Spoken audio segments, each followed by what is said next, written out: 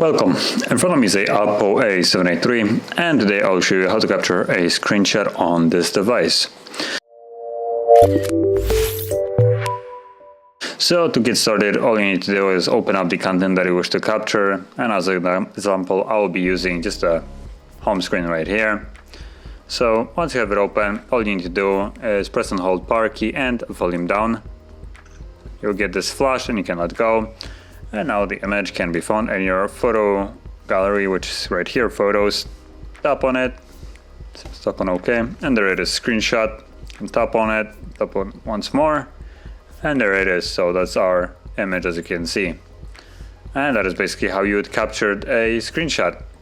So if you found this very helpful, don't forget to like, subscribe, and thanks for watching.